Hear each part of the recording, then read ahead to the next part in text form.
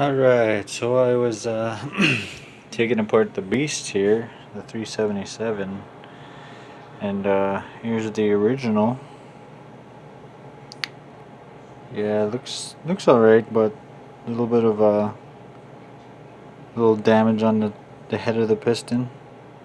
I don't know what it could have been from. Maybe something got in there and fucked it up somehow. I'm not too sure. But yeah, I took that out. And then I got this one. This does not look original at all. But I have a bigger cylinder heads. I can slap right on here, so that one's a 440. Check that out. Maybe that'll work.